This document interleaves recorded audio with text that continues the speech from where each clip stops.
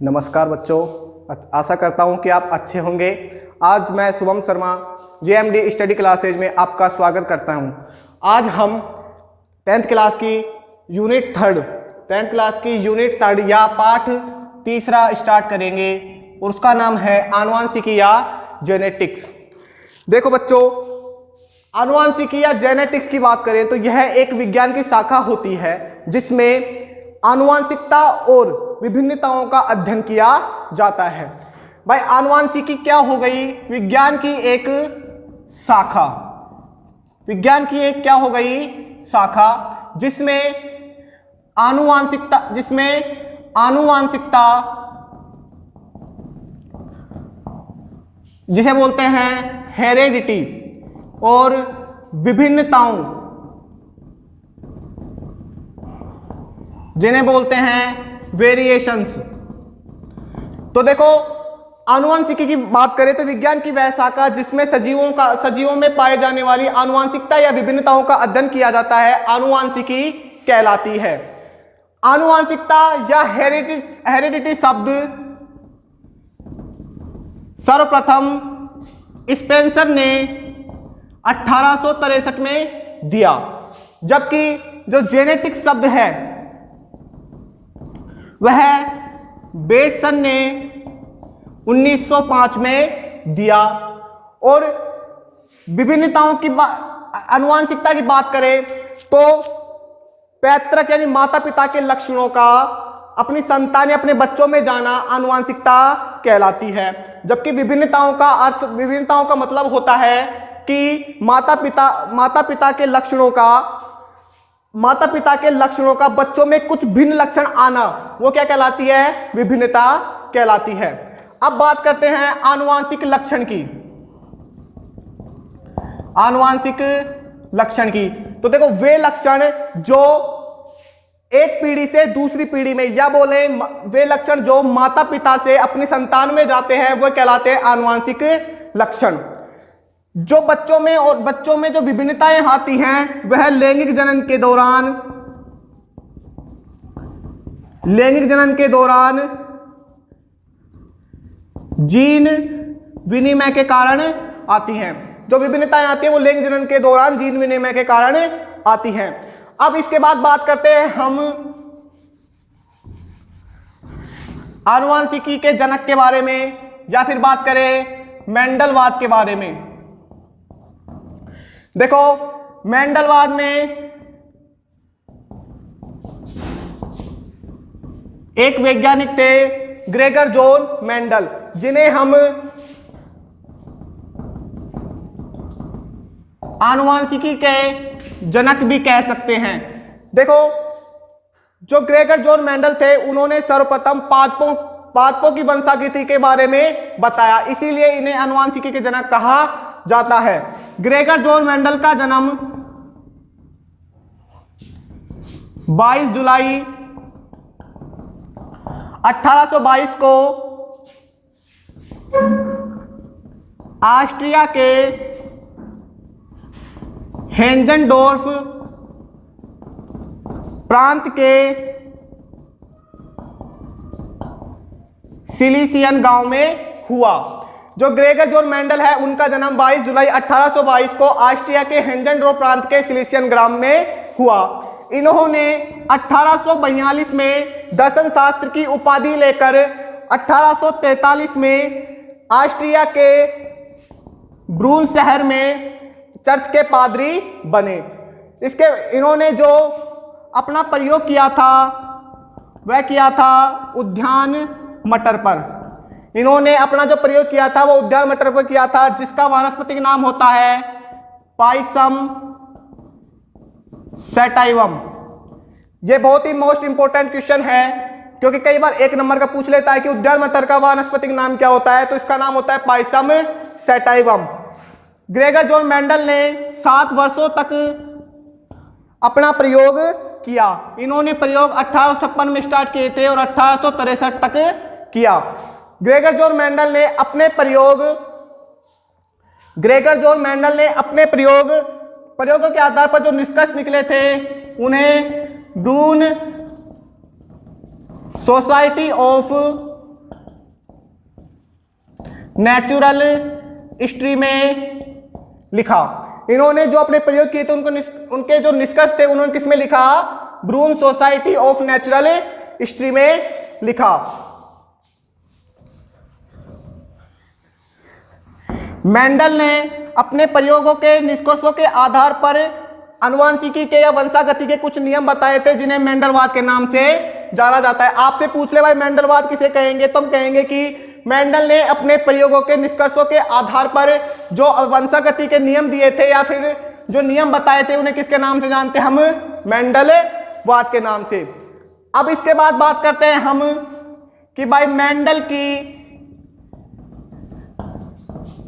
सफलता के कारण, कि भाई मेंडल इतना सफल क्यों हुआ। देखो सबसे पहले बात करें तो मेंडल ने एक समय में एक ही लक्षण की वंशागति का अध्ययन किया। देखो मेंडल ने एक समय में एक ही लक्षण की वंशागति का क्या किया? अध्ययन किया। और इन्होंने दूसरा है, इन्होंने अपने प्रयोग में जो निष्कर्ष थे उनके जो आंकड़े प्राप्त हुए थे उनका सावधानीपूर्वक सांख्यिकी रूप से विश्लेषण किया। ठीक है। तीसरा था, इन्होंने जो पादप का चयन किया था वो भी सावधानीपूर्वक किया। देखो जो मेंडल की सफलता के कारण है वो 3 हैं। एक तो पहला क्या कि इन्होंने एक समय में एक ही लक्षण की वंशागति का अध्ययन किया। दूसरा है इन्होंने जो अपने प्रयोग के आधार पर जो आंकड़े निकले थे उनका सावधानीपूर्वक सांख्यिक रूप से क्या किया? विश्लेषण किया। इसके अलावा तीसरा क्या था कि पादपों के जो चयन किया था वो भी कैसा किया? सावधानीपूर्वक। देखो इसके बाद बात करते हैं कि जो मेंडल के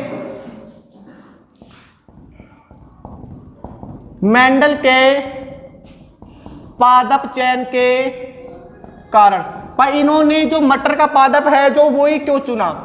देखो इसके कारण थे, पहला कारण था कि यह पादप 1 वर्षीय होता है। कैसा होता है? 1 वर्षीय। इसीलिए कम समय में इसकी अनेक संततियां, अनेक पीढ़ियों का क्या किया जा सकता है? अध्ययन।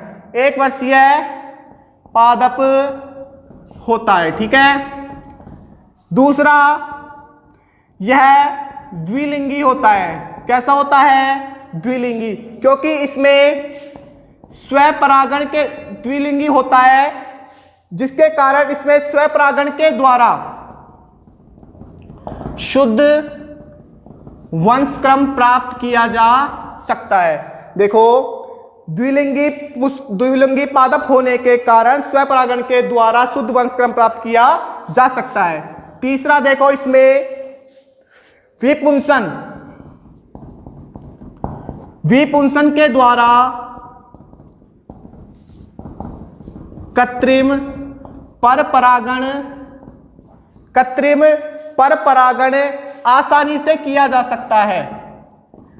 ठीक है। चौथा पॉइंट है अपने पास, जो मटर के पादप होते हैं, मटर के पादप में विपर्यासी लक्षणों के क्या पाए जाते हैं? जोड़े।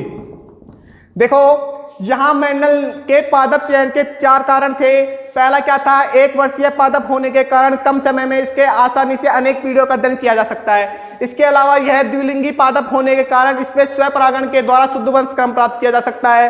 तीसरा, इसमें विपुंसन के द्वारा कृत्रिम परपरागण आसानी से किया जा सकता है। और चौथा है, मटर के पादप में विपर्यासी लक्षणों के क्या पाए जाते हैं? जोड़े पाए जाते हैं। इसके बाद देखो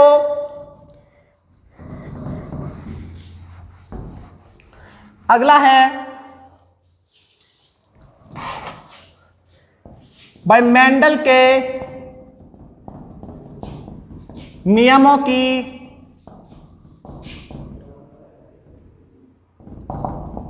पुनर्खोज। मेंडल के नियमों की पुनर्खोज। देखो 3 वैज्ञानिक थे, हॉलैंड के हुगो डी ब्रीज, ठीक है, दूसरे थे जर्मनी के कार्ल कोरेंस, और तीसरे थे ऑस्ट्रिया के इरिक वॉन शेरमैक। तो देखो इन्होंने तीनों वैज्ञानिकों ने मेंडल के नियमों को आगे बढ़ाया, इसीलिए इन्हें मेंडल के नियमों की पुनर्खोज कहते हैं। यदि आपसे पेपर में पूछा जाए कि किन वैज्ञानिकों ने मेंडल के नियमों की पुनर्खोज की, तो आप बता सकते हैं Hugo de Vries, Carl Correns और इरिक वॉन शेरमैक। अच्छा, तो बच्चों आज के लिए इतना ही काफी है। अब अच्छा इसके आगे हम कल अगली क्लास में पढ़ेंगे क्या? अगली क्लास में हम पढ़ेंगे शब्दावली। भाई मेंडल के नियमों के अंतर्गत या आनुवंशिकी के अंतर्गत कुछ शब्दावली होती है जिनका हम अगले क्लास में अध्ययन करेंगे। आशा करता हूं बच्चों आज आपको आज की क्लास पसंद आई होगी। तो इस चैनल को लाइक और सब्सक्राइब कीजिए और लगातार प्रैक्टिस करते रहिए, क्योंकि एक अभ्यास के द्वारा ही आप उस चीज को उस चीज में आप पारंगत हो सकते हैं। नमस्कार।